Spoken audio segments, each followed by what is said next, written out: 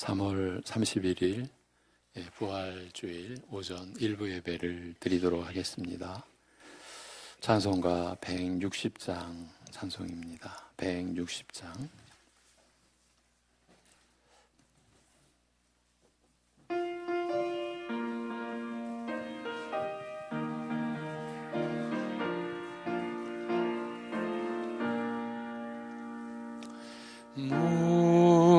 무덤에 머물러 예수 내 구주 새벽 기다렸네 예수 내 주 원수를 다 이기고 무덤에서 살아나셨네 어둠을 이기시고 나와서 성도와 함께 길이 다스리시네 사셨네 예수 다시 사셨네 헛되이 지키네 예수 내 구주 헛되이 봉하네 예수 내 주 원수를 다 이기고 무덤에서 부활하셨네 어둠을 이기시고 나와서 성도와 함께 길이 다스리시네 사셨네 예수 다시 사셨네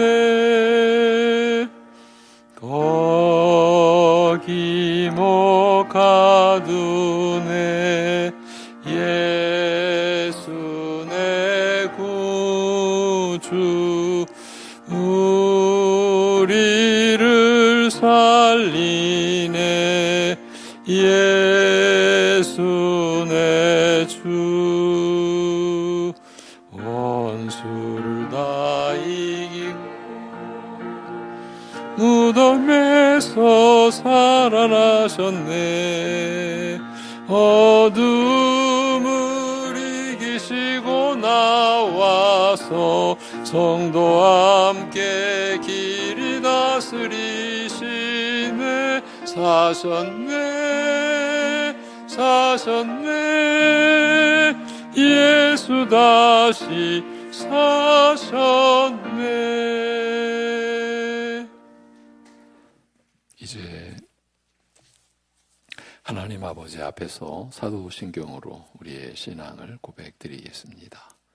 전능하사 천지를 만드신 하나님 아버지를 내가 믿사오며 그 외아들 우리 주 예수 그리스도를 믿사오니 이는 성령으로 잉태하사 동정녀 마리아에게 나시고 본디오 빌라도에게 고난을 받으사 십자가에 못 박혀 죽으시고 장사한 지 사흘 만에 죽은 자 가운데서 다시 살아나시며 하늘에 오르사 전능하신 하나님 우편에 앉아 계시다가 저리로서 산자와 죽은 자를 심판하러 오시리라. 성령을 믿사오며 거룩한 공회와 성도가 서로 교통하는 것과 죄를 사하여 주시는 것과 몸이 다시 사는 것과 영원히 사는 것을 믿사옵나이다. 아멘.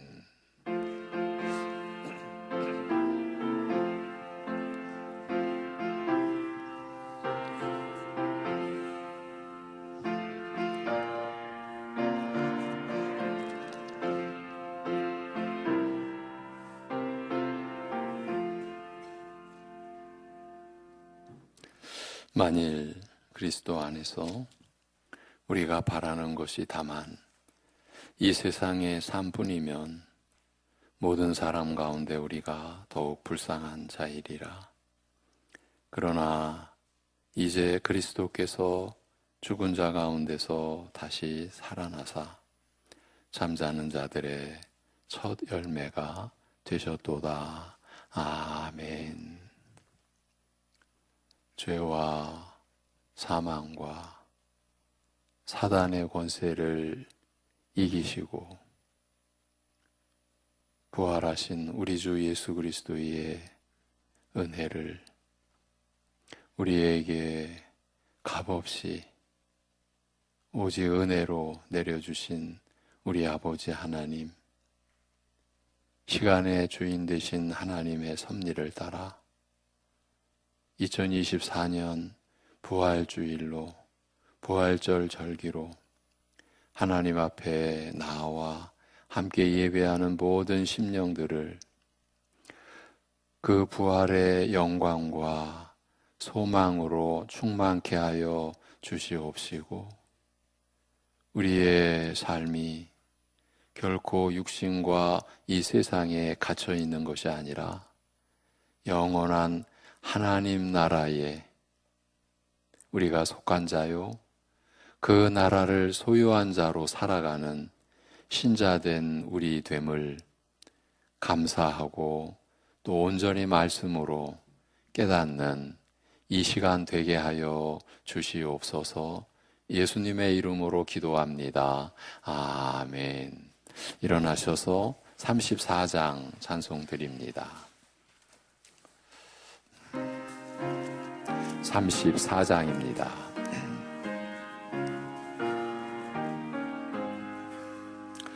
참 놀랍도다 주 크신 이름 온 세상 중에 다 전파하라. 주 예수 이 세상 다스리시니 그 높으신 이름 참 영화롭다. 주 능력으로 늘 보호하고 늘 우리 곁에 함께 계시네. 그 보좌 앞에서 큰 무리 모여 구속하신 주를 찬양하리라.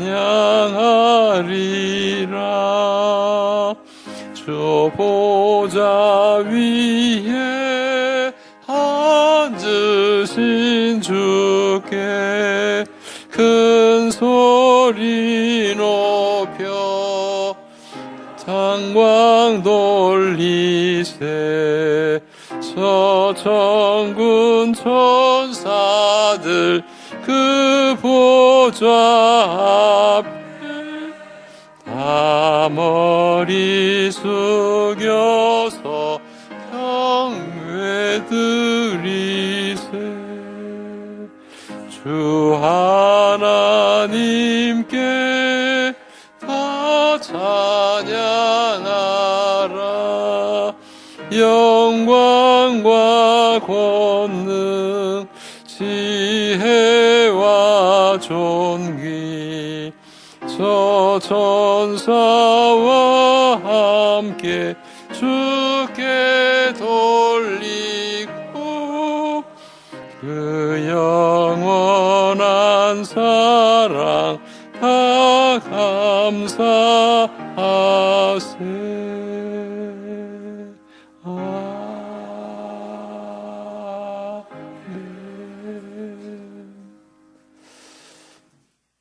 133번 교동문 부활절 교동문입니다. 하나님께서 그를 사망의 고통에서 풀어 살리셨으니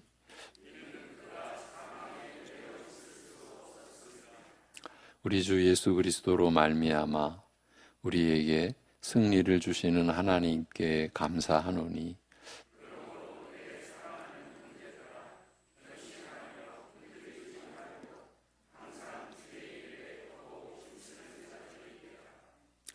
이 말을 할 때에 예수께서 친히 그들 가운데 서서 이르시되 너희에게 평강이 있을지어다 하시니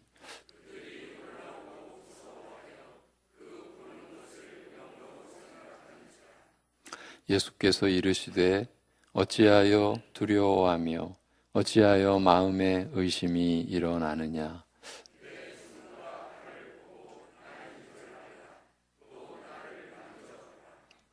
영은 살과 뼈가 없으되 너희 보는 바와 같이 나는 있으니라.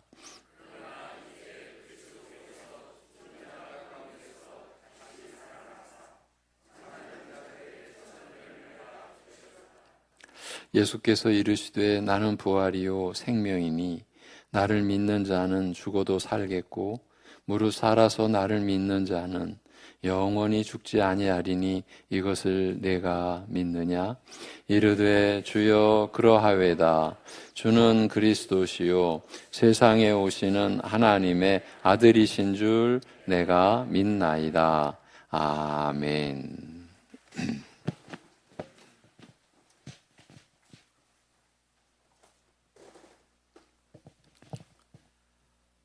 생명의 주인 되신 하나님 아버지, 죄로 멸망할 우리들을 독생자를 내오신 은혜로 우리의 죄를 사하여 주시고 부활의 생명의 은혜를 입게 하시니 감사합니다.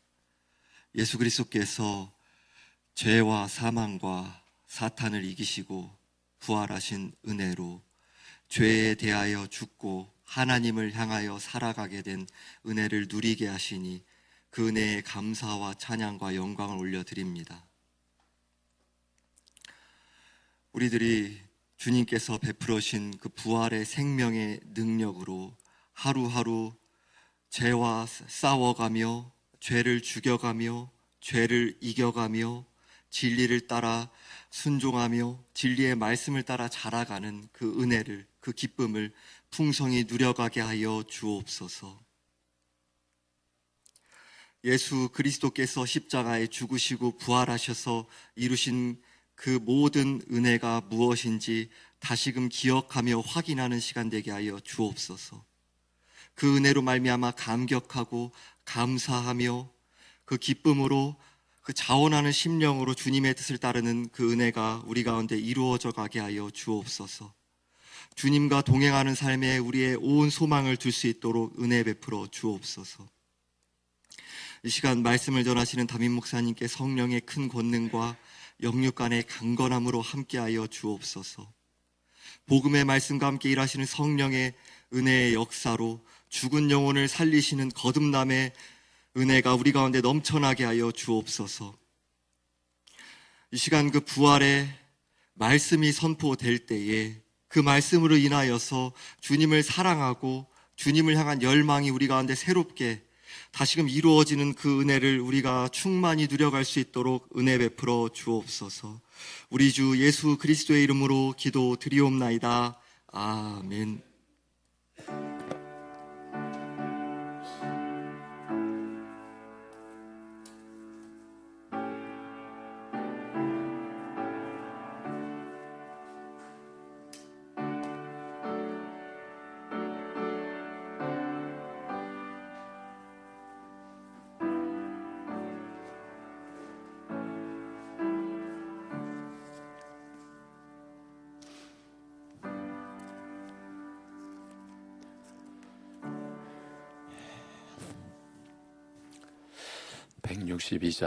(162장) 찬송을 드립니다.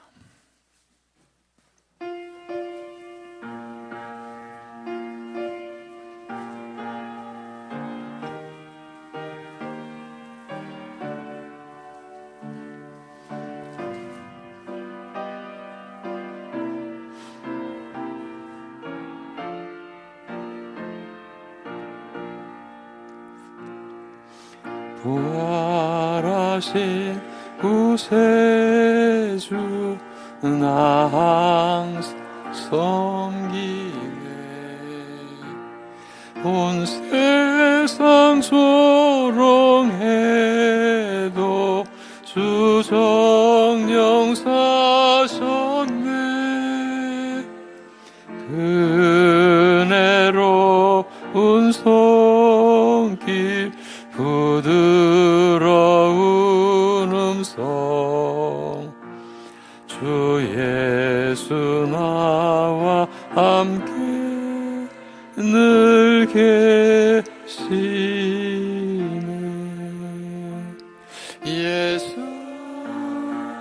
예수 늘 살아계셔서 주 동행하여 주시며 늘 말씀하시네. 예수 내 구세주 예수 내 맘에 살아계시네. 늘 살아계시네.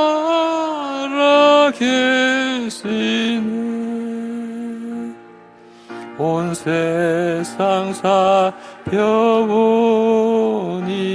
주 살아 알겠네. 내 맘이 아플 때도 주 사랑 알겠네. 이 세상 풍파 이길 힘 주시는 주님 주 다시 영광 중에 곧 오시리. 예수 늘 살아계셔서 주 동행하여 주시며 늘 말씀하시네. 예수 내 구세주 예수 내 맘에 살아계시네. 늘 살아계시네.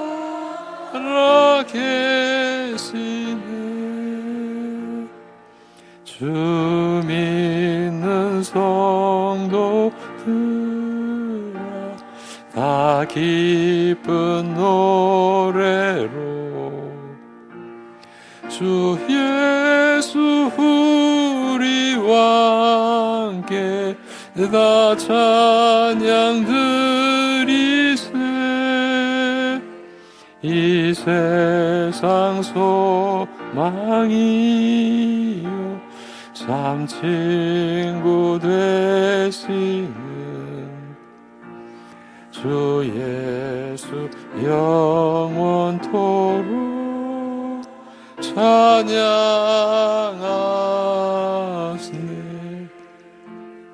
예수 늘 살아계셔서 주 동행하여 주시며 늘 말씀하시네. 예수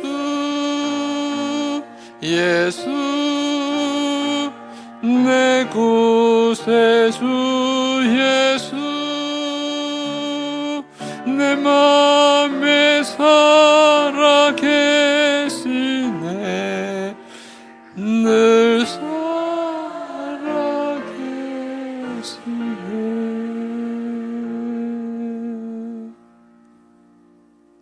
아멘.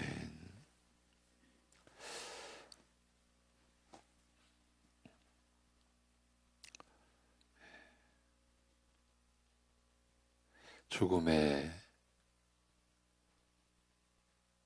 장벽 속에 두려움과 고통과 결국은 절망에 갇혀야 할 인생들에게 죽음을 이기는 부활의 새 생명을 내려주신 아버지 하나님, 우리 주 예수 그리스도의 그 부활이 하나님의 말씀으로 우리에게 주어진 그 부활의 말씀이 믿어지도록 우리가 이제 의심치 않고 사람이 지어낸 이야기나 세상의 헛된 망상의 기록이 아니라 실제로 일어났고 이 역사 속에 있었고 또 그 부활이 택한 모든 백성들에게 영원한 생명을 주는 참 진리임을 우리로 하여금 믿도록 하여 주심을 감사합니다. 우리가 믿은 것이 아니라 우리의 그 무엇으로, 우리 안에 있는 그 어떤 것으로 이 믿음이 우리 안에서 형성된 것이 아니라 우리 주 예수 그리스도께서 믿음의 창시자요 또한 성령님을 통해서 부활의 말씀이 진리요 실제요 우리가 그 은혜를 입는 생명의 말씀임을 우리에게 믿어지도록 성령께서 역사하신 은혜임을 또한 우리가 알고, 그래서 이 시간도 하나님을 찬양드리고 경배드리며 하나님을 예배할 수 있게 하심을 감사드립니다.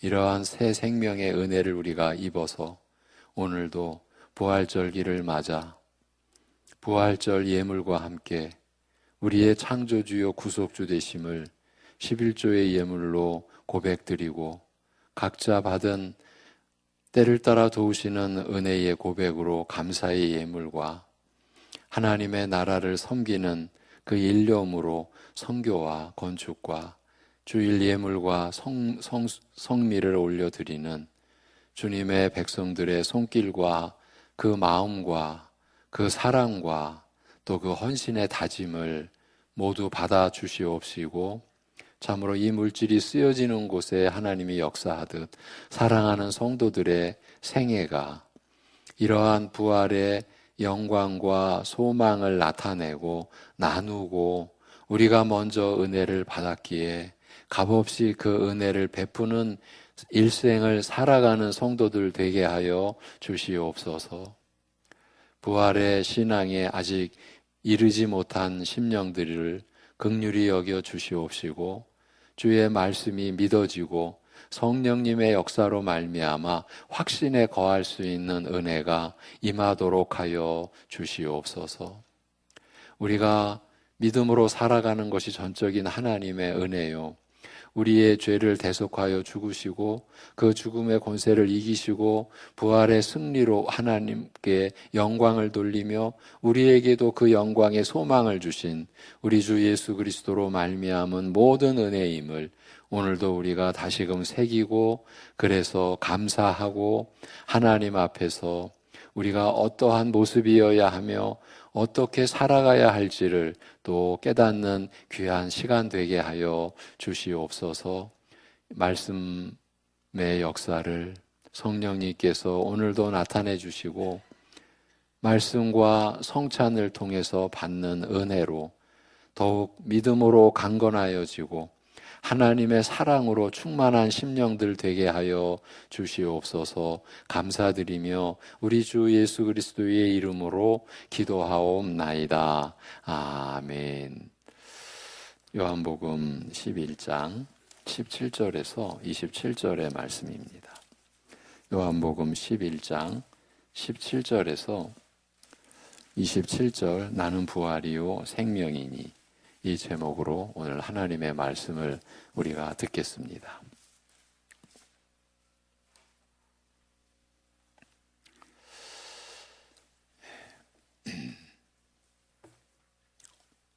예수께서 와서 보시니 나사로가 무덤에 있은지 이미 나흘이라. 베다니는 예루살렘에서 가깝기가 한 오리쯤 되매 많은 유대인이 마르다와 마리아에게 그 오라비의 일로 위문하러 왔더니 마르다는 예수께서 오신다는 말을 듣고 곧 나가 맞이하되 마리아는 집에 앉았더라. 마르다가 예수께 여짜오되 주께서 여기 계셨더라면 내 오라버니가 죽지 아니하였겠나이다. 그러나 나는 이제라도 주께서 무엇이든지 하나님께 구하시는 것을 하나님이 주실 줄을 아나이다. 예수께서 이르시되 내 오라비가 다시 살아나리라. 마르다가 이르되 마지막 날 부활 때에는 다시 살아날 줄을 내가 아나이다. 25절부터 우리 합독하겠습니다. 예수께서 이르시되 나는 부활이요 생명이니 나를 믿는 자는 죽어도 살겠고 무릇 살아서 나를 믿는 자는 영원히 죽지 아니하리니 이것을 내가 믿느냐. 이르되 주여 그러하외다. 주는 그리스도시요 세상에 오시는 하나님의 아들이신 줄 내가 믿나이다. 아멘. 고난주간을 맞은 지난 주일에 아들께서 자기 목숨을 내어놓는 이 일에서 아들이 아버지를 사랑하는 그 사랑이, 그리고 아버지께서 아들을 사랑하시는 그 사랑이 가장 깊이 드러나 있다는 말씀을 나눴습니다. 예수님께서는 이 사랑이 구체적으로 어떻게 드러나는지 우회적으로 이렇게 알리시되 내가 목숨을 버리되 이는 내가 다시 목숨을 얻기 위함이라고 하셨습니다. 아버지께서 나를 사랑하심은 내가 내 목숨을 내어놓기 때문이라고 하신 다음 바로 이어 이는 내가 다시 내 목숨을 취하고자 함이라고 덧붙이셨습니다. 말하자면 그의 죽음은 결코 죽는 것으로 끝날 수 없는 죽음이라는 사실을, 즉 다시 부활하여 사시는 것으로 이어질 수밖에 없는 그런 죽음이라, 처음부터 이렇게 의도된 죽음이라는 사실을 알리고자 하신 것입니다. 그런데 이 일이 왜 아들에 대한 아버지의 사랑, 더 나아가서 아버지와 아들께서 서로 사랑하시는 그 사랑을 나타낸다고 할 수 있는가? 이런 의문에 대하여 예수님께서는 다음과 같은 설명으로 대답하셨습니다. 이를 내게서 빼앗는 자가 아니라 빼앗는 자가 있는 것이 아니라 내가 스스로 버리노라. 여기서 예수님께서 참으로 강조하고자 하신 것은 그의 죽음이 누구의 강요에 의한 죽음이 아니라는 사실, 말하자면 아버지께서도 아들에게 결코 이 일을 강요하지 않으셨다는 사실이라고 할 수 있습니다. 아버지께서 강요하지 않으심에도 다만 죄인을 사랑하여 살리고자 하시는 아버지의 뜻을 따라 오직 아버지께서 기뻐하심으로 그 뜻을 이루기 위해 자기 목숨을 내어놓으셨다는 뜻입니다. 이렇게 아버지께서 기뻐하시는 그 일을 이루기 위해 죽기까지 순종하시는, 자기 목숨을 내어놓는 그런 사랑으로 아버지를 사랑하신 것입니다. 그리고 나는 버릴 권세도 있고 다시 얻을 권세도 있다고 하셔서 생명조차 그 뜻대로 버릴 수도 있고 다시 취할 수도 있는 심히 크고 기이한 권세를 지니셨음을 알리셨습니다.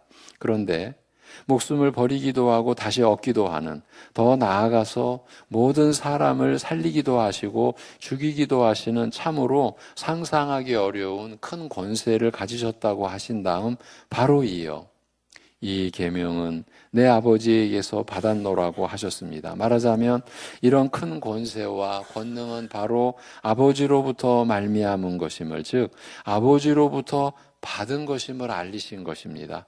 물론 여기에는 예수님의 죽음이나 부활이 어쩌다가 일어난 역사적 우연이 아니요 하나님의 보내심을 받고 그의 뜻을 이루시고자 죽으시고 다시 사신 일임을 알리는 뜻도 들어 있습니다. 그러나 여기에서 예수님께서 강조하고자 하신 것은 세상을 살리시려는 아버지의 뜻을 이루기 위해 스스로 목숨을 내어주신 아들에게 아버지께서 이런 권세를 주셨다는 그 사실입니다. 십자가의 죽음을 가리켜 내가 스스로 내 목숨을 버리노라고 하시고, 그가 부활하실 일을 가리켜 내가 다시 내 목숨을 취하노라고 하셨으나, 사실 그의 죽음은 아버지의 보내심을 받고 그의 뜻을 따라 죽으신 죽음이요, 그의 부활은 아버지께서 아들을 죽음에서 일으키신 일이기도 하였습니다. 그리고 이것이 곧 아버지의 뜻대로 죽으신 아들을 죽음에서 일으켜 그의 우편에 좌정하여 만유를 다스리게 하신 이 일이 바로 아버지께서 아들을 사랑하신 내용이라고 할 수 있습니다. 여러분, 우리의 믿음은 이런 내용을, 이런 진리를 담고 있는 것입니다. 그러니 이러한 믿음이 우리의 그 무엇으로 이루어진 믿음일 수가 있겠습니까? 하나님께서 주신 믿음인 것이죠. 교회가 이 땅에 존재하는 것은 바로 오늘 우리가 방금 전 나눈 이 복음의 진리를 우리가 간직하고 또 이 땅에 나타내기 위한, 내보이기 위한, 내보여야 하는 그런 이유와 그런 의미를 지니고 교회가 이 땅에 있는 것입니다. 사람의 차원이 아닙니다. 이 세상의 규모가 아닙니다. 우리의 믿음은 예수님의 죽으심과 부활하심으로 결정된 겁니다. 여기에 뭘 덧보탤 게 있을 리가 없고 뭘 또 뺄 수 있을 리가 없는 거예요.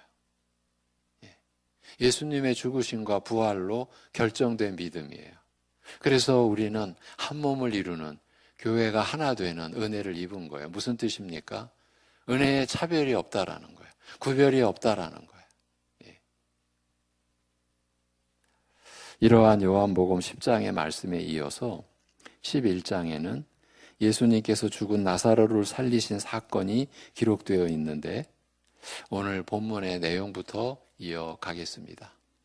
잠시 양해를 구하겠습니다. 정강도사님, 저 커튼을 좀 쳐주십시오. 제가 눈이 부셔서 햇빛에 반사되는 것이.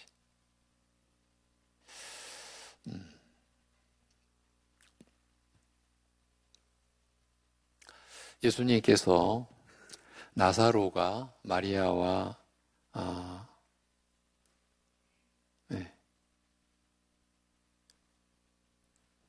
제가 방금 전에 안내 말씀을 드렸나요?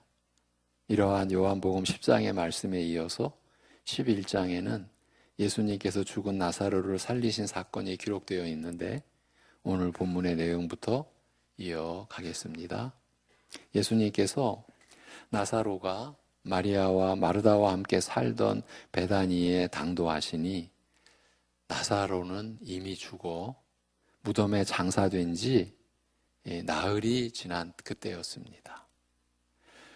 뒤에 39절에 보면 벌써 냄새가 나나이다 라고 한 마르다의 말처럼 시체가 이미 썩기 시작한 때요, 따라서 간혹 죽었다가 잠시 후 또는 며칠 후에 다시 살아나는 그런 일도 이제는 기대할 수 없었습니다. 말하자면 나사로는 이런 예외적인 기적조차 바랄 수 없을 만큼 확실하게 죽은 것입니다. 마침 베다니는 예루살렘에서 오리 정도 떨어진 곳이어서 몇십 분이면 도착할 가까운 거리이므로 많은 유대인들이 그 죽은 오라비의 일로 마르다와 마리아를 위로하기 위해 찾아왔습니다. 이들이 무슨 목적으로 왔든지 간에 예루살렘에서 많은 유대인들이 찾아와서 지켜보는 가운데, 즉 예수님과 유대인 지도층 사이에 심각한 갈등과 이로 인해 험악하여진 분위기를 잘 아는 사람들이 지켜보는 가운데 죽은 자를 살리시는 의미심장한 표적이 행해지게 된 것입니다. 제가 일전에도 말씀을 드렸는데, 이제 우리와 똑같은 교회의 이름으로 교회의 명패를 달고 교회라고 해서 사람들이 모이는 그 무리들 가운데 이제 오늘과 같은 이러한 기록을 성경에서 제해버리는, 성경에서 빼버리는 이러한 이적은 현대인들에게는 맞지 않다. 현대인들의 신앙에는 어울리지 않다 해가지고 빼는 무리들이 있다라는 것을 한번 염두에 두셔야 됩니다. 방금 전 믿음은 예수님의 죽으심과 부활하심으로 결정된다라고 했죠. 우리의 차원, 세상의 차원이 아니라고 했습니다. 우리의 믿음이 우리의 차원이나 세상의 차원이라면 우리가 영생에 대한 믿음과 소망을 가질 수가 있겠습니까? 말이 안 되는 거죠. 지금 이러한 이적에 대해서도 거부하는 교회가 있다라는 것을 여러분에게 짚어드리는 거예요. 예수님께서 오신다는 소식을 듣고서 마르다는 그를 맞으러 나갔으나 무슨 이유에서인지 마리아는 집에 그대로 남아 앉아 있었습니다. 마르다는 예수님을 뵙고서 이렇게 아뢰습니다. 주께서 여기 계셨더라면 내 오라버니가 죽지 아니하였겠나이다. 예수님께서 여기 계셨더라면 병든 오라버니를 반드시 고쳐서 죽지 않게 하셨으리라는 진실한 믿음을 나타내 보인 말이기도 하나 동시에 왜 좀 더 일찍 오시지 않고 오라비가 죽고 난 다음에야 오셨는가라는 아쉬움과 원망을 담은 말이었습니다. 이런 심정은 마리아 역시 마찬가지였습니다. 32절에 보면 나타나죠. 예수님께서 오셨다는 말을 듣고서 마르다는 바로 그를 맞으러 나간 반면 마리아는 계속 집에 앉아 있었던 것은 그럴 만한 다른 이유가 있었는지 모르나 어쩌면 이런 아쉬움과 원망이 마르다보다 더욱 컸기 때문인지도 모릅니다. 매사 활달하고 적극적인 마르다와는 달리 그 성품이 조용하고 침착한 것 때문만은 아니었을 것입니다. 마리아는 이 일이 있기 전이나 후에 보인 이런저런 모습과 행동으로 미루어 예수님으로부터 입은 은혜나 예수님의 가르침에 대한 이해에 있어서 더욱 깊었던 것으로 보입니다. 은혜와 믿음이 깊었던 만큼 예수님에 대한 기대도 남달랐을 것이며 그 기대가 무너짐으로 말미암은 실망과 상처도 더욱 크고 깊었을 것입니다. 마르다는 나가서 예수님을 맞은 반면 마리아는 집에 남아 앉아 있었다는 말뿐이어서 정확한 뜻을 헤아리기 어려우나 글로 표현한 방식이 매우 의도적이어서 무언가 그럴 만한 이유가 있었으리라 짐작하게 하는 것입니다. 마르다는 이처럼 예수님을 향하여 아쉬움과 원망하는 마음을 드러내었습니다만 그럼에도 예수님에 대한 신뢰와 믿음은 여전히 변함없음을 이렇게 아뢰었습니다. 그러나 나는 이제라도 주께서 무엇이든지 하나님께 구하시는 것을 하나님이 주실 줄을 아나이다. 마르다는 오라비가 죽고 난 다음에도 예수님께서 정말 무언가 하실 수 있으리라고 어떤 구체적인 은혜를 기대하였는지 아니면 그저 막연한 기대를 표명하였거나 혹은 인사치레에 가까운 신앙 고백이었는지 확실하게 말하기는 어렵습니다. 그러나 이미 죽은 오라비에 대하여 예수님께서 무엇을 하실 수 있으리라는 믿음, 죽은 자에게도 아직 하나님께서 베푸실 은혜가 있으며 예수님을 통하여 하나님의 일이 나타날 수 있다는 마르다의 믿음은 비록 그것이 막연한 기대의 수준을 넘지 못한 것이라 할지라도 대단하다고 하지 않을 수 없습니다. 예수님께서는 마르다의 이런 막연한 기대, 죽음 후에도 무언가 하실 수 있을 것이라는 가능성을 내비치는 마르다의 말을 들으시고 그제야 자신의 깊은 의중을 드러내어 알리셨습니다. 일부러 걸음을 지체하시면서까지 나사로가 죽기를 기다려 이제 베풀고자 하시는 그 은혜가 무엇인지 밝히시되 내 오라비가 다시 살아나리라고 하셨습니다. 마르다가 죽은 오라비를 위하여 예수님께 무슨 은혜를 기대하셨는지 확인할 수 없으나 아무리 부풀린다고 하여도 이처럼 예수님이 말씀하신 이처럼 대단한 일은 아니었을 것입니다. 죽은 오라비가 다시 살아나리라는 예수님의 말씀은 마르다의 기대를 넘어 상상을 초월한 것이었습니다. 너무나 뜻밖의, 아니 너무나 엄청난 약속의 마르다는 도저히 믿기지 않는 듯 먼 훗날의 일, 그저 꿈같이 멀리서 바라는 미래의 일로 미루어 놓으면서 지금의 현실과는 거리를 두고자 하였습니다. 마르다가 이르되 마지막 날 부활 때에는 다시 살아날 줄을 내가 아나이다.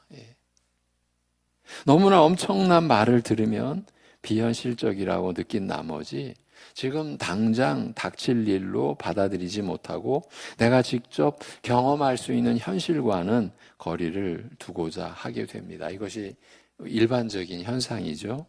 마르다가 예수님으로부터 오라비가 다시 살리라는 말을 듣고서 마지막 날에 있을 부활을 생각한 것은 아마 이런 보편적인 심리 상태를 드러낸 것이 아닌가 여겨집니다. 시신이 썩어 냄새가 나는 오라비가 다시 살 것이라니요. 마지막 날에야 부활하겠지요. 라는 심정에 가까웠을 것입니다. 그러나 예수님께서는 더욱 명백하게 이제 밝히시되 여기서 그 유명한 구절이 이제 나오게 됩니다. 나는 부활이요 생명이니 나를 믿는 자는 죽어도 살겠고 무릇 살아서 나를 믿는 자는 영원히 죽지 아니하리라고 하셨습니다. 내 죽은 오라비가 다시 살리라고 하신 약속이 어떤 놀라운 사실에 기반하고 있는지 그 깊은 뿌리와 토대를 드러내신 것입니다. 나사로가 다시 살리라고 하신 약속은 단순히 죽은 사람 하나 살리시겠다는 그 뜻으로 하신 말씀이 아니라 더 중요하고 근본적인 사실을 드러내어 증거하는 표적으로 행하실 뜻을 알리신 말씀이었습니다. 복음서의 사실은 기록이 지금 우리가 나눈 이 내용을 가지고 기록된 말씀인 거죠. 더 중요하고 근본적인 사실을 드러내어 증거하는 표적으로 문둥병자를 고친 것도 모든 질병과 장애를 고치신 것도 죽은 자를 다시 살리신 것도 모든 귀신 들린 자를 온전케 하신 것도 전부가 다 더 중요하고 근본적인 사실을 드러내어 증거하는 표적으로 행하실 뜻을 알리신 말씀이었습니다. 우선 나는 부활이요 생명이라고 하셨습니다. 표현이 조금 특이하기는 합니다만 이것은 나는 부활이며 또한 나는 생명이라는 뜻으로 말하자면 부활과 생명을 따로 말씀하신 것이 아닙니다. 일종의 중언법, 즉 부활과 생명이라는 두 단어로 한 가지 뜻을 나타내고자 한 말로서 부활 생명, 곧 죽음에서 다시 살아 얻는 특별한 생명, 죽음에서 다시 살아 얻는 특별한 생명을 가리키고자 하신 것입니다. 이 생명을 누가 받았습니까? 그리스도를 믿으시는 여러분의 생명이죠. 여러분의 생명을 가리킨 말씀이에요. 부활 생명, 죽음에서 다시 살아 얻는 특별한 생명. 여러분, 우리는 죄로 죽을 자가 아니라 에베소서 2장 1절의 기록을 보면은 우리는 이미 죄와 허물로 죽은 자예요. 죽었던 자예요. 그 죽음에서 다시 살아 얻는 특별한 생명, 그 부활 생명을 가리키고자 하신 것입니다. 예수님께서는 자신이 바로 죽은 자를 다시 살려 영생하게 하는 분임을 알리신 것이에요. 예수님께서 우리에게 주시는 그 선물, 그 은혜, 그것이 바로 부활 생명이라. 곧 예수님께서 자신이 바로 죽은 자를 다시 살려 영생하게 하는 분임을 알리신 것이에요. 그것이 나는 부활이요 생명이라고 하신 바로 그 내용이에요. 그 말씀의 뜻인 거예요. 그래서 나를 믿는 자는 죽어도 살겠고 무릇 살아서 나를 믿는 자는 영원히 죽지 아니하리라고 하셨습니다. 예수님께서는 부활 생명이시니 죽은 자를 다시 살리실 권세를 가지셨으며 그를 믿는 자는 누구나 다 이 죽음에서 다시 살아나는 부활 생명을 얻을 것이요 이런 생명을 소유한 자는 영원히 죽지 아니하리라 결코 죽음을 보지 않으리라는 그 뜻입니다. 그리스도를 믿음으로써 누리는 그 부활 생명은 잠시 누리다가 사라질 일시적인 생명이 아니라 영원한 생명이라는 그 뜻입니다. 그리스도 안에서는 죽은 자가 살아나서 다시 죽지 아니할 영원한 생명을 누리는 것입니다. 이것이 우리가 지닌 믿음의 내용입니다.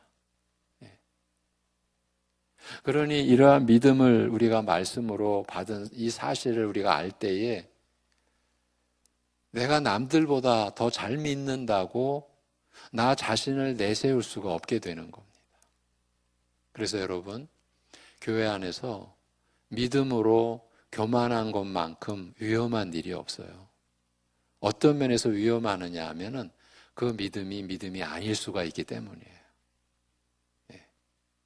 물론 잠깐 한때 그런 모습을 보일 수 있다고 하더라도 그 안에 성령께서 계시다면, 그래서 그 믿음이 예수 그리스도께서 그 믿음의 창시자요 온전케 해 가시는 그 믿음이라면 믿음을 가지고 교만할 수가 없는 거예요. 믿음을 가진 자는 예수 그리스도와 연합된 자가 되고, 그래서 그리스도를 닮아가게 되고 그리스도의 그 성품을 품을 수밖에 없게 되는 거죠. 그 그리스도의 성품, 수고하고 무거운 짐진 자들아 다 내게로 와서 내게 배우라. 나는 마음이 온유하고 겸손하니 라고 하신 그 온유함과 겸손함으로 우리가 변화되어져 가는 것이죠. 그것을 위해서 신자된 우리에게 하나님께서 일생이라는 선물을 주신 거예요. 우리가 살아가는 생애를 주신 거예요. 여기에서 말하는 죽음과 삶은 그래서 일반적인 의미의 죽음과 생명, 즉 육적 죽음과 생명과 같다고 볼 수 없습니다. 일반 사람들은 생명, 죽음하면 육적인 생명과 육적인 죽음밖에는 모를 수밖에 없어요. 그런데 만일 그렇다면, 그저 육적 죽음과 생명뿐이라면 지금 육적으로 살아있으면서 믿는 사람은 영원히 죽지 않으리라는 뜻이 될 수밖에 없는데, 사실은 믿는 자도 그 육신은 죽음을 당할 것이기 때문입니다. 여기에서 말하는 죽음과 삶은 더 포괄적인 생명과 죽음을 뜻하며 그 중에서도 특별히 육적 죽음이나 생명보다 더 본질적인 죽음과 생명을 뜻하는 것으로 볼 수밖에 없습니다. 이렇게 본래의 넓은 관점에서 본다면 지금 우리가 육신으로 살고 있는 이 생명과 이 죽음도 그 본질적인 죽음과 생명을 가리키는, 넓게 보면 일종의 비유일 수도 있다라는 이런 개념도 가능하다, 이렇게 여겨지는 거예요. 왜? 진짜 생명과 진짜 죽음이 따로 있으니까요. 예수님께서 죽은 나사로를 다시 살리실 것을 알리시면서 이처럼 다시 죽지 아니할 영원한 생명에 대하여 말씀하신 것은 매우 중요한 뜻을 갖습니다. 실제로 나사로는 죽음에서 부활하였으나 그 육신은 얼마 후 다시 죽었을 것이므로, 그렇죠? 다시 죽었습니다. 그러므로 예수님의 말씀이 정확하지 못하다는 느낌을 줄 수 있습니다만 사실은 언뜻 혼란스러운 듯한 이 말씀 속에 본래의 뜻이, 깊은 뜻이 들어있기 때문입니다. 나사로를 살려 잠시 더 살게 하실 이 일을 두고 영원한 생명에 대하여 말씀하셨다면 그것은 나사로가 다시 살아나서 잠시 이 땅에 머물게 될, 잠시 더 이 땅에 머물게 될 그 일을 통하여 지금 나사로를, 이 썩은 시체인 이 나사로를 다시 좀 살려서 잠시 더 이 땅에 머물게 될 그 일을 통하여 더 깊은 어떤 일에 대하여 증거하고자 하셨기 때문일 것입니다. 죽은 육신이 살아나서 잠시 더 이 땅에서 사는 생명이 아니라 그 이상의 생명, 곧 그리스도 안에서 다시 살아 영원히 죽지 아니할 그 부활 생명을 증거하는 표적으로 삼고자 나사로를 살리실 것을 알리신 것이에요. 죽은 육신이 살아나서 잠시 더 이 땅에서 사는 그 생명이 아니라 그 이상의 생명, 곧 그리스도 안에서 다시 살아 영원히 죽지 아니할 그 부활 생명을 증거하는 표적으로 삼고자 나사로를 살리실 것을 알리신 것입니다. 죽은 나사로를 다시 살리시는 일 안에 감추어진 깊은 뜻을 드러내어 알리신 다음에 예수님께서는 마르다에게 이것을 내가 믿느냐라고 물으셨습니다. 이런 질문을 통하여 예수님께서는 우회적으로 마르다의 믿음을 확인하고자 하셨습니다만, 그러나 단순히 예수님께서 마르다의 믿음을 알지 못해서 확인하고자 하신 것은 아닙니다. 오히려 마르다 자신도 잘 의식하지 못하는 어떤 문제점을, 그의 믿음의 연약한 부분을 드러내시고 더욱 온전하게 하고자 물으신 질문이었습니다. 죽음에서 살아나 다시 죽지 아니할 영원한 생명에 대하여 말씀하신 다음 이것을 내가 믿느냐라고 물으시는 예수님의 말씀에 마르다는 이렇게 대답하였습니다. 주여, 그러하외다. 주는 그리스도시요 세상에 오시는 하나님의 아들이신 줄 내가 믿나이다. 그런데 이것은 바로 예수님께서 사도들에게서 그처럼 듣기를 원하셨던 신앙 고백, 바로 베드로가 다른 제자들과 함께 얼마 전 가이사랴 빌립보 노중에서 고백하였던 그 믿음이었습니다. 그런데 이런 놀라운 신앙 고백을 이제 한 여인에게서 듣게 된 것입니다. 주여, 그렇습니다라고 한 마르다의 대답이 만일 자신이 고백한 믿음의 정직성을 확인한 것이라면 마르다의 이 신앙 고백은 참으로 깊고 위대한 신앙 고백이라고 하지 않을 수 없습니다. 믿는 자는 죽음에서 살아나서 영원히 죽지 않을 것을 믿느냐는 물음에 베드로가 고백한 바로 그 신앙 고백으로 마르다가 대답하였다는 것은 주는 그리스도시요 살아계신 하나님의 아들이니다라는 그 신앙 고백이 부활 신앙을 포함한다라는 사실을 마르다가 알고 있었음을 뜻하기 때문입니다. 다시 짚어드리면 우리의 그리스도를 믿는 그 신앙 고백에는 부활 신앙이 포함되어 있다라는 거예요. 부활 신앙을 포함한다.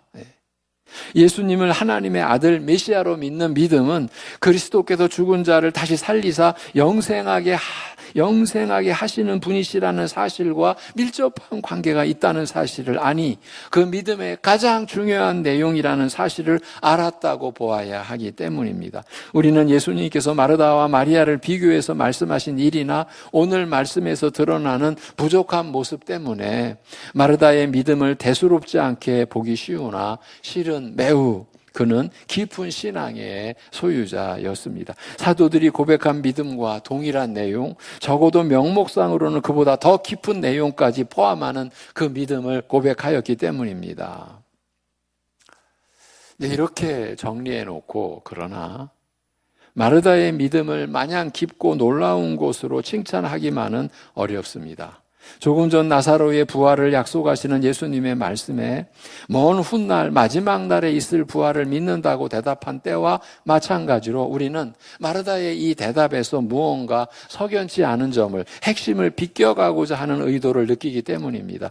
예수님께서는 부활신앙에 대하여 물으셨으나 다소 엉뚱하게 베드로가 고백했던 그 믿음을 동일하게 고백함으로써 한편으로는 예수님에 대하여 분명한 믿음을 가지고 있음을 나타내 보였으나 동시에 부활신앙에 대해서는 직접적인 대답을 피하고자 하는 듯한 느낌을 주고 있는 것입니다. 예수님께서 일부러 이틀을 더 유하시면서 지체하신 것은 바로 저들에게 더 큰 일을, 더 깊은 은혜를 알리시고 베푸시기 위함이라고 알리셨으나 아직 부활에 대한 마르다의 믿음은 명목상의 믿음 또는 현실과는 거리가 먼 막연한 믿음에 머물렀을 뿐이며 확실한 소망으로 존재하지는 않았던 것으로 보입니다. 마르다는 베드로가 고백한 믿음을 동일하게 고백하였으며 그 후 십자가와 부활에 대하여 명백하게 가르치신 내용까지도 전해 들었는지 마지막 부활에 대해서도 모종의 믿음을 가지고 있었습니다만 그것은 막연한 믿음에 불과하였습니다. 마치 베드로가 메시아에 대한 믿음을 고백하였으면서도 정작 십자가와 부활, 곧 메시아의 영광에 들어가는 과정이요 결정적 사건인 이 일에 대하여, 십자가에 대하여 가르치셨을 때 완강하게 거부하였던 것처럼 마르다 역시 부활에 대한 믿음은 아직 형식적이고 막연한 것이었을 뿐 오라비의 죽음을 통하여 눈앞에 현실로 나타난 죽음을 극복한 그 믿음, 즉 그가 믿는 예수님께서 이런 죽음의 현실을 이기고 극복하시며 죽음의 권세를 깨뜨리시고 살리실 수 있으리라고 확실하게 믿는 믿음에는 미치지 못하였습니다. 예수님께서 부활 생명에 대하여 말씀하시면서 이것을 내가 믿느냐라고 물으신 것은 아직도 막연하고 불분명한 마르다의 믿음을 더욱 깊고 견고히 하시기 위함이었습니다. 예수님께서 마르다에게 물으신 질문은 바로 오늘 우리에게도 던지시는 질문이 아닌가 여겨집니다. 이 글을 읽는 사람마다 과연 나는 부활에 대한 믿음과 소망이 분명한가라고 자연히 자문하게 되기 때문입니다. 죽음이라는 비참한 불행과 영원한 부활 생명에 대하여 마르다가 보인 어정쩡한 모습은 바로 우리 자신의 모습이기도 하기 때문입니다. 예수님의 질문 앞에서 아직도 막연하고 불분명하여 흔들리는 마르다의 모습은 바로 우리 자신의 모습이요, 우리의 연약한 믿음을 통렬하게 지적하여 드러냄으로써 우리로 하여금 자신의 믿음을 다시 한번 짚어보게 하는 것입니다. 오늘 말씀의 대략과 주제가 그렇습니다. 그래서 여러분, 과연 나는 예수 그리스도에 대한 믿음을, 어떤 믿음을 내가 지니고 있는가? 이것보다 우리에게 더 중요하고 이것보다 우리에게 더 시급한 그러한 내용이 없습니다. 부활 생명, 곧 부활 신앙, 이 점에 있어서 마음에 벽이 느껴지시거나 그 말씀에, 그 믿음에 내가 미치고 있지 못한다. 예수 그리스도의 죽으심과 부활하심이 안 믿어진다 라는 그런 지점에, 그러한 시점에 머무르고 계시는 분은 다른 길이 없습니다. 하나님께 은혜를 구하시는 겁니다. 믿음을 구하시는 겁니다. 히브리서 12장 2절에서 믿음의 주요 온전케 하시는 예수를 바라보자. 우리 일생을 달리기에 비유해서 우리 이 신자의 일생이 영적 달리기예요. 그런데 달리기는 목표가 있어야 되죠. 그 목표가 예수 그리스도시다. 예수 그리스도를 바라보고 달리자. 이 세상의 그 무엇이 아니에요. 여러분이 생각하는 인생의 목표가 아니에요. 오직 우리 주 예수 그리스도를 우리는 바라보고 믿음의 경주를 일생 동안 하게 되는데, 그 말씀 속에 놀랍게도 예수 그리스도를 믿음의 창시자, 이 믿음의 주라고 하는 것은 우리 안에서 믿음이 일어나게 하신 분, 시작해 하시는 분, 믿음의 시작자, 창시자, 그 표현을 우리말로는 주라고 했어요. 그리고 온전케 하시는 분, 믿음이 자라가서 온전케 하시는 분은 예수 그리스도세요. 예수 그리스도께서 우리에게 기록된 말씀을 주셨고 또 우리 안에 성령이 임하도록 하셨어요. 그래서 그 말씀을 성령께서 일깨워 주시는 우리 평생의 과정을 통해서 우리의 믿음이 우리 안에서 일어나게 하시고 그 믿음이 온전케 되도록 주님께서 여러분 안에서 역사하시는 거죠. 그 믿음이 부활 신앙이다. 그래서 부활 생명을 우리가 지닌다. 여러분, 내가 신앙 가지고 이 땅을 살면서 좀 더 안정스럽게 내 인생이 아무리 요동쳐도 흔들리지 않는 좀 더 견고한 인생을 좀 살도록 우리는 결코 그러한 믿음을 가지고 여기 있는 게 아니에요. 그거는 예수님의 부활을 거부하는, 점잖게 거부하는, 난 그것까지는 필요 없어. 여러분, 예수님의 부활을 거부하면요, 예수님의 죽으심도 거부가 되는 거예요. 전부가 거부가 되는 거예요. 그렇다면 우리는 돌덩이 앞에서, 바위 앞에서 손 비비고 절하는 것과 조금도 다를 바가 없어요. 여러분의 신앙, 우리의 신앙은 예수님의 죽으심과 부활하심으로 결정된 믿음인 거예요. 그래서 그 믿음은 우리가 만들어낸, 우리가 이루어낸, 내가 믿겠다고 믿어진 그 믿음이 아니라 하나님의 뜻으로 예수 그리스도께서 성령님을 통하여 특별히 기록된 말씀이 믿어지도록 하셔서, 이게 성령님의 역사죠.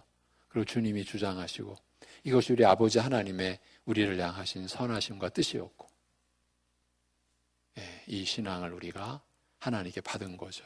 부활 생명을 우리가 받은 거죠. 이것이 은혜라, 이것이 영원한 선물이라. 기도하겠습니다.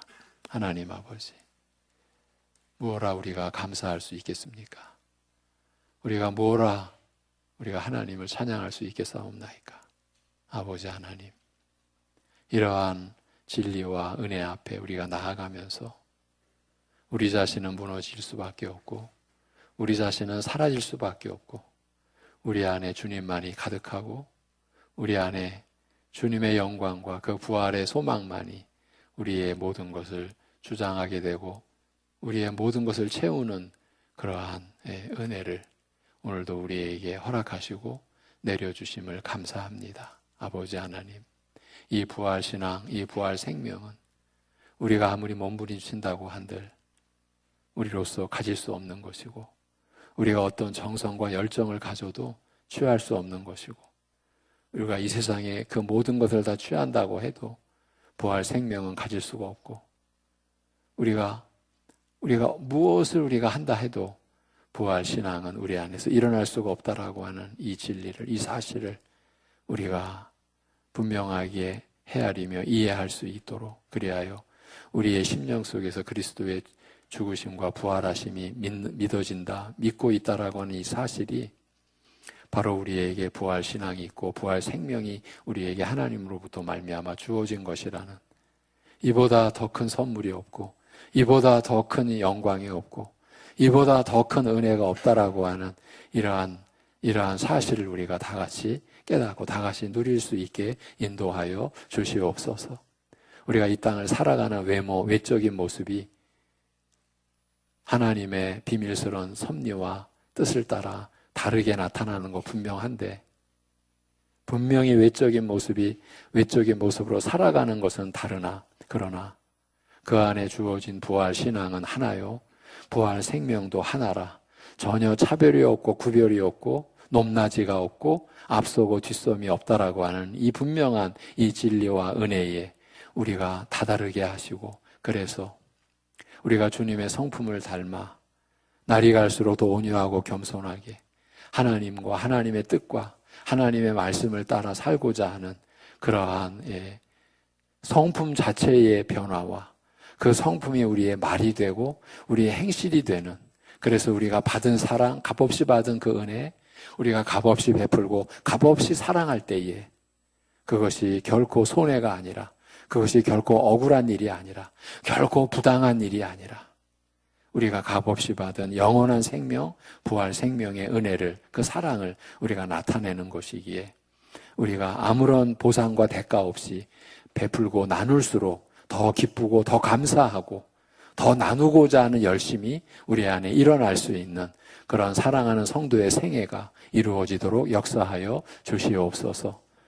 아버지 하나님, 이후에 성찬 예식을 우리가 거행할 때 우리 위에 부활하신 주님이 우리 위에 죽으셔야 했기 때문에 그 살이 찢겨져야 하고, 그래서 우리가 그 살을 나눠 먹고 그 피가 흘려져야 죽음에 이르셔야 했기 때문에 오늘 이 시간 우리가 그 피를 마시는, 하나님의 말씀을 먹는 그러한 예식이 예수님께서 여기 지금 임재하셔서 성령님으로 우리 안에 그 아버지의 선하심과 긍휼을 베풀어 주시는 거룩한 예식 되게 역사하여 주시옵소서. 우리 주 예수 그리스도의 이름으로 기도하옵나이다. 아멘. 장로님들께서 준비해 주시기 바랍니다.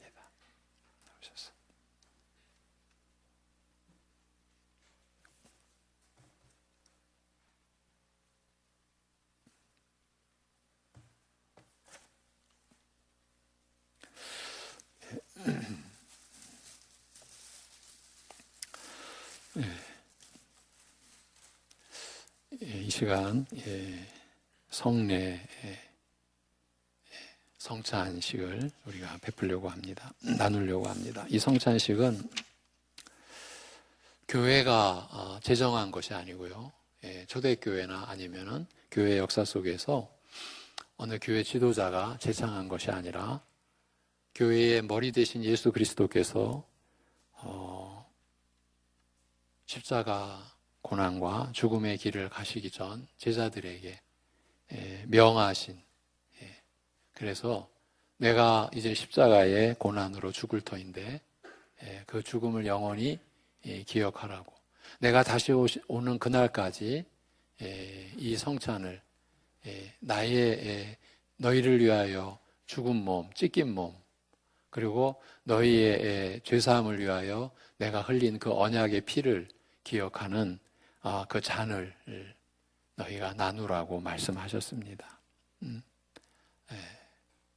본래는 떡을 뗀다라고 할 때 떡은 한 덩이지 않습니까? 오늘날 어쩔 수 없이 이렇게 나뉘어졌지만은 그 떡을 떼는 것도 한 몸 된 예수님의 몸을 우리가 떼어 먹는 그런 상징과 그런 의미가 있습니다. 그건 뭘 의미하는 겁니까? 이 잔과 이 떡을 받는 우리는 머리 대신 그리스도의 한 몸을 이루는 지체라는 거죠. 그래서 이 예식에 참여할 때 우리는 그리스도 안에서 하나님의 구원의 은혜, 그 역사를 기억하고 기념하는 것이죠. 그리고 이 성찬 예식에 그리스도께서 영적으로 임재하심으로 그리스도와 영적으로 교통하는 거룩한 의식이 되는 거고, 그리고 또한 이 성찬은 우리에게 있어서 소망의 선포인 거예요. 이 예식을 통해 우리는 주의 죽으심을 오실 때까지 이 세상에 나타내는 거예요. 여러분, 성령이 임하여 예수 그리스도를 주라 믿는 우리 신자들에게 있어서는 공통의 직분이 있어요. 그 누구도 예외가 아니에요. 그 직분이 뭐냐 하면 그리스도의 죽으시고 부활하심에 대한 증인인 거예요. 우리 안에 성령이 임하신 것은 땅 끝까지 이르러 너희가 내 증인이 되리라고 하신 그 말씀대로 이 땅의 교회는, 교회에 지체된 신자들은 이 떡을, 이 잔을 받으면서 이 세상에 우리를 위하여 예수님이 죽으셨다, 우리에게 부활 생명을 주시기 위하여 죽음의 권세를 이기시고 부활하셨다, 그거를 우리가 전하는 것이고, 한 신자가 이 땅을 살아가는 것은 바로 그 증인으로 살아가는 것이죠. 여러분 안에 성령이 계시는 역사가 바로 그 의미인 것이죠. 이제 성찬을 거행하겠습니다.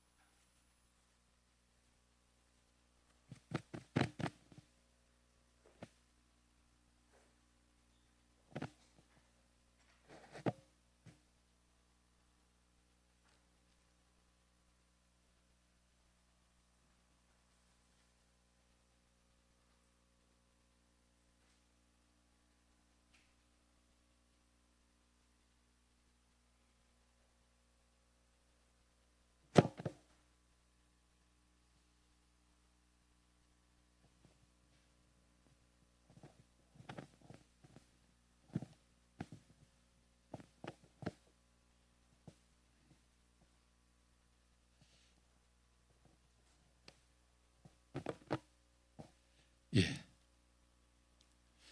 우리는 이 시간 이 성찬 예식에 오직 우리 위해 죽으시고 부활하신 예수 그리스도에 대한 믿음으로 이 성찬 예식에 참여를 하게 됩니다. 혹여나 오늘은 내가 이 예식을 감당을 못하겠다, 이러한 어려운 마음이 있으신 분은 하나님께 은혜를 구하고 하나님의 긍휼을 구하고 이 예식을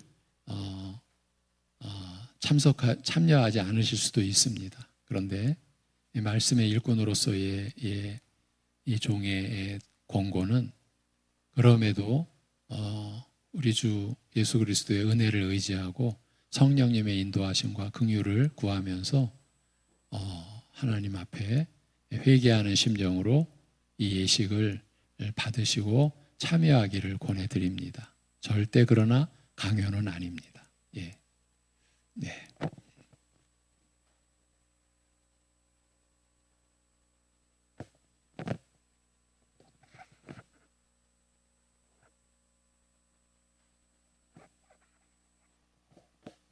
주 예수 그리스도께서 잡히시기 전에 떡을 가지사 축사하시고 떼어 주셨으므로 저도 지금 주의 이름으로 이 떡을 나누어 드리니 받으십시오.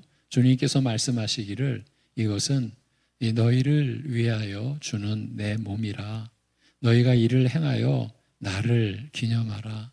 나를 기억하라고 하셨습니다. 기도하시고 우리가 분병하도록 하겠습니다. 하나님 아버지, 주님의 몸된 교회에 이 거룩한 예식을 베풀 수 있도록 은혜 주셔서 감사합니다. 받아 먹으라. 이것이 너희를 위하여 주는 내 몸이라.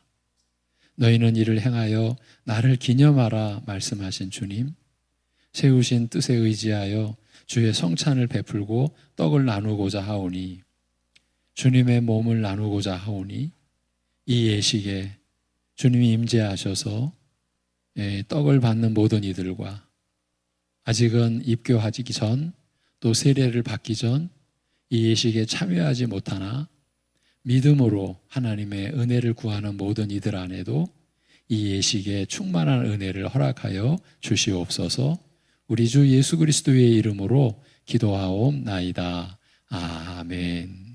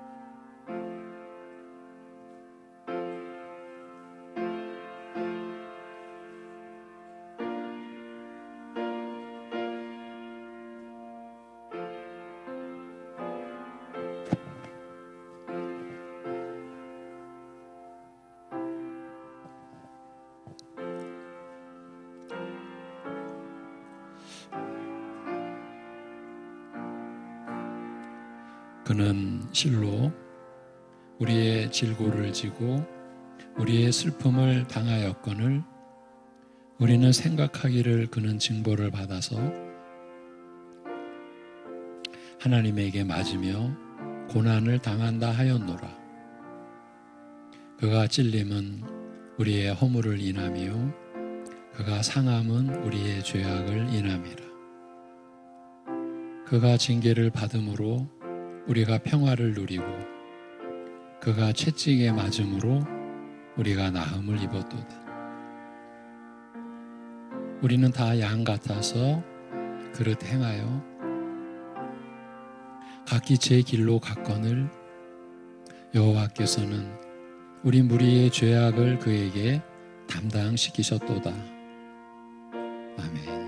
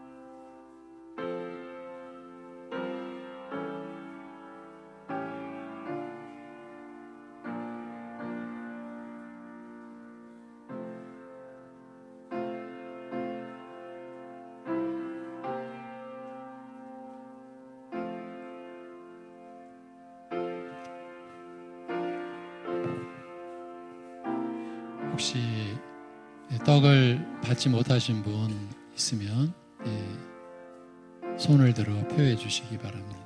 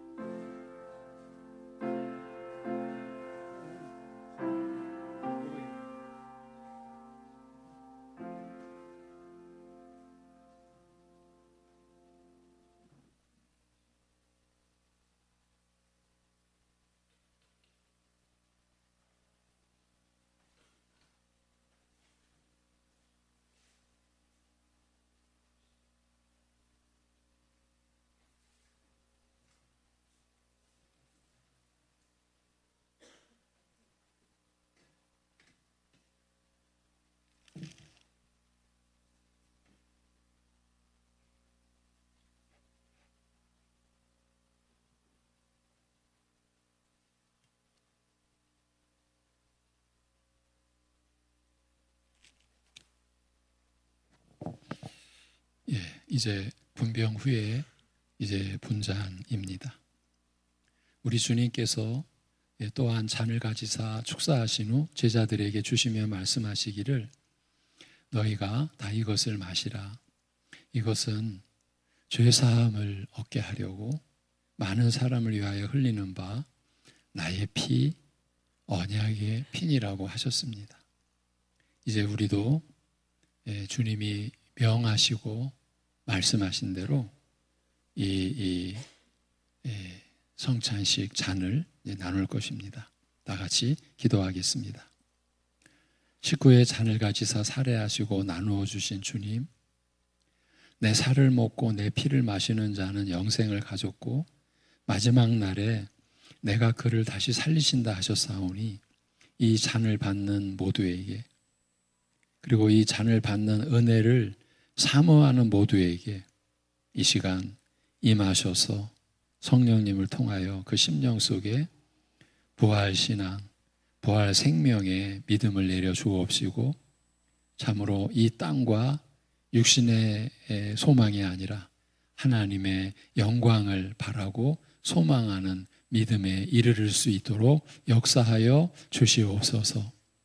예수님의 이름으로 기도하옵나이다. 아멘.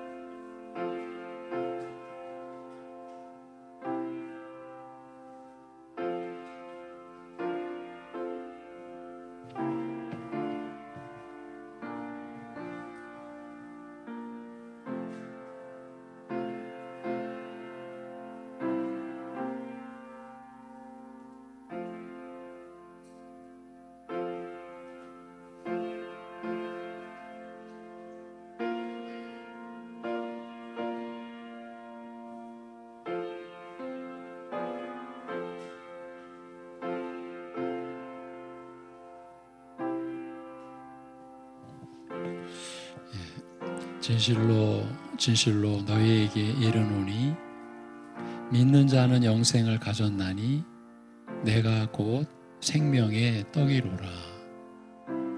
너희 조상들은 광야에서 만나를 먹었어도 죽었거니와 이는 하늘로서 내려온 떡이니 사람으로 하여금 먹고 죽지 아니하게 하는 것이라.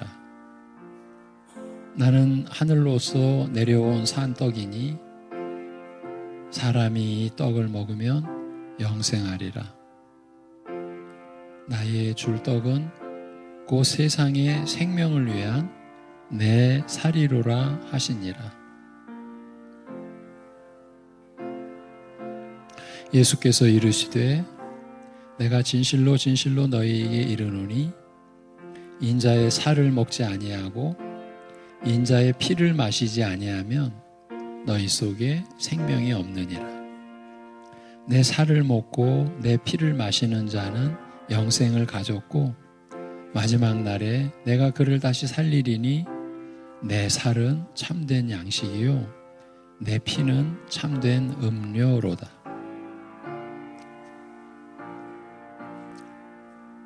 내 살을 먹고 내 피를 마시는 자는 내 안에 거하고 나도 그 안에 거하나니 살아계신 아버지께서 나를 보내심에 내가 아버지로 인하여 사는 것 같이 나를 먹는 그 사람도 나로 인하여 살리라. 이것은 하늘로서 내려온 떡이니 조상들이 먹고 죽은 것 같지 아니하여 이 떡을 먹는 자는 영원히 살리라. 아멘.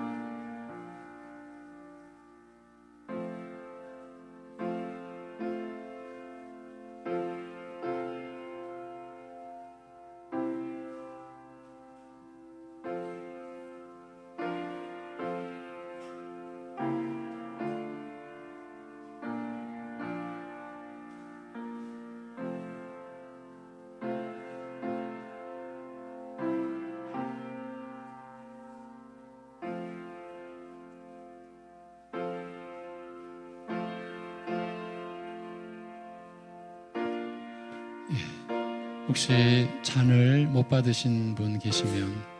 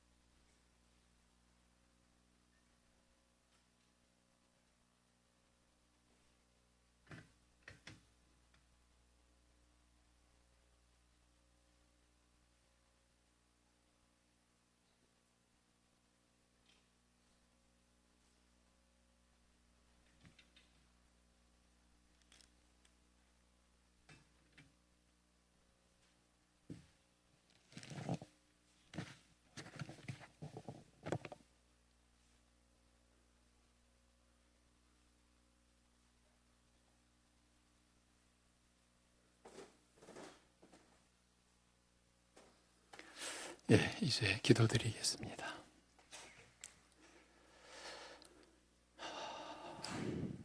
이 땅에 하늘의 말씀을 내리시고 하늘의 진리를 펼쳐가시는 지혜와 권세와 영광을 주신 진이신 아버지 하나님, 참으로 연약하기 짝이 없고 무지스럽기 짝이 없는 우리가 하늘의 진리를, 그 은혜를 우리가 받을 수 있는 곳도 우리의 능이 아니요 우리의 힘이 아니요 우리의 지혜가 아니라 오직 성령님의 역사하심으로 인한 것임을 오늘도 우리가 말씀과 성찬에 참여하며 또 깨닫고 그러기에 더 하나님 앞에 엎드리오니 우리를 긍휼히 여기사 정말 우리의 주님의 몸된 교회를 통해 주님의 영광만이 지체된 우리 사랑하는 성도들의 삶을 통해 주님의 형상만이 드러나고 그래서 하나님께는 기쁨이고 이 세상에 생명의 빛으로 감히 우리가 이 세상을 살아갈 수 있는 은혜를 허락하여 주시옵소서. 우리가 하나님의 영광을 우리가 나타내고 하나님께 기쁨이 되는 삶을 살아가는 그 자리가 우리 각자 지금 살아가는 바로 그곳이라는 것, 그 자리라는 것, 그곳에 우리가 보냄을 받았다라고 하는 그러한 믿음도 우리에게 충만하여져서 지금의 현실 속에서 나를 사랑하시고 나에게 한없는 영광을 베풀어 주신 하나님을 찬송하고 하나님을 바라봄으로 인하여 지금 우리가 처한 그 상황과 현실에서의 하나님의 뜻이 드러나고 그래서 그 뜻을 순종하며 감사함으로 살아가는 우리 모두의 인생이 되게 하여 주시옵소서. 우리 주 예수 그리스도의 이름으로 기도하옵나이다. 아멘. 찬송 171장 찬송입니다. 171장.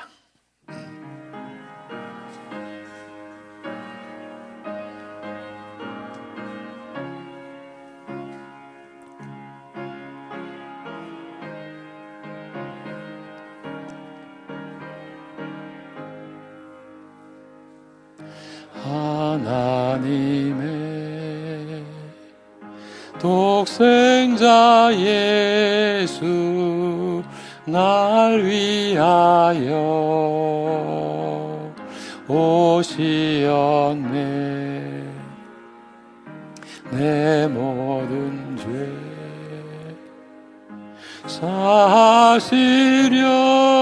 사시려고 십자가 지셨으나 다시 사셨네.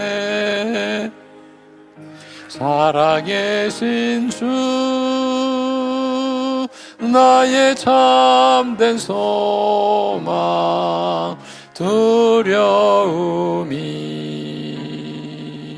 사라지네. 사랑의 주 내 갈 길 인도하니 내 모든 삶의 기쁨 늘 충만하네. 주 안에서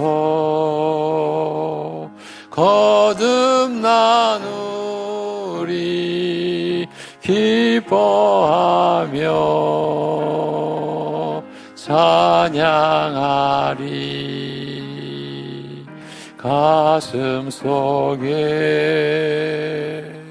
넘치는 확신 우리의 가는 길에 소망 넘치네.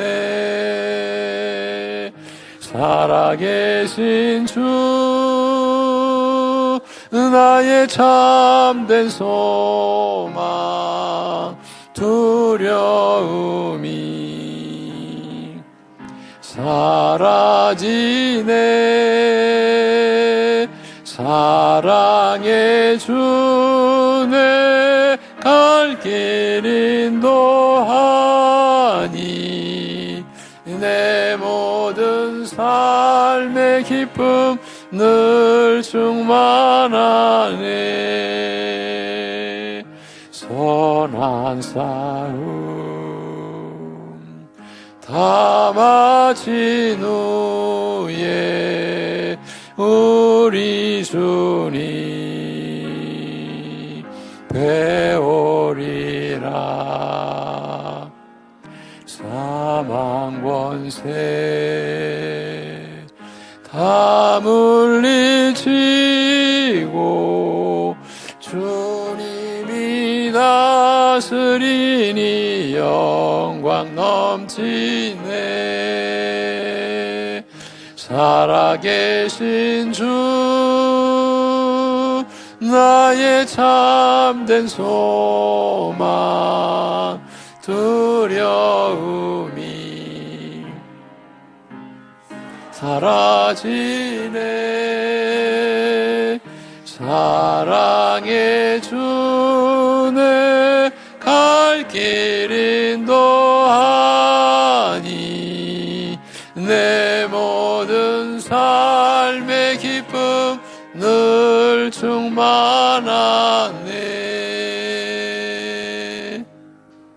아멘. 교회 소식입니다. 4월 일정을 보시겠습니다. 4월 14일 둘째 주일 재직회가 있고요. 4월 21일 일여전도회 헌신 예배와 또 전도회 원례가 있고 4월 28일 네 번째 주일에 은퇴 및 임직식 이런 일정으로 4월 교회가 이루어지겠습니다. 오늘은 부활주일 감사예배로 드리며 성찬식을 거행했습니다. 지난주 공동의회 결과입니다. 원로장로 곽동용 장로님을 추대한 결과를 교회에 공지합니다. 오늘 2부 예배 후에 당회가 있습니다. 올해 할렐루야 찬양대에서 봉사하실 분들을 모집합니다. 지금 신청들을 하고 계시는데 이제 마무리를 하고자 하니까 관심과 기도를 가져주시고 함께해 주시기 바랍니다. 한 장을 넘기시면 인도네시아에서 사역하는 이도환 선교사, 인도네시아 지역 중에서도 더 깊숙이 밀림 쪽으로 들어가서 어렵게 사역하시는 이도환 선교사님 가족과 그 선교지 교회를 위해 기도해 주시고 교회와 가정을 위해 또 민족과 나라를 위해 우리가 기도할 때라는 것 누구나 다 알고 계시는 거죠. 영육간의 연약한 교우들을 위해 함께 기도해 주시고요. 특별히 민족과 나라를 위해 기도할 때 하나님께서 이 역사를 주관하시고 각 나라를 다스리시고 우리나라도 하나님의 다스림 안에 있다라고 하는 믿음으로 기도하셔야 될 것입니다. 연약한 우리 지체들, 우리 박숙자 집사님이 바른성묘 정형외과 의원에 입원하셔서 엉치뼈라고 그러나요? 골반이라고 그러죠. 화장실에서 실족해서 치료를 받고 계십니다. 참 우여곡절 끝에 제가 목요일 날 새벽 예배 때는 부천 성모병원에 입원하시는 걸로 그렇게 안내해 드렸는데 갑작스럽게 좀 변화가 있어서 홍민숙 권사님 아산병원에 입원 금요일 날 하셨는데 바로 그날부터 검사에 들어가셔서 그만큼 급하다라는 거죠.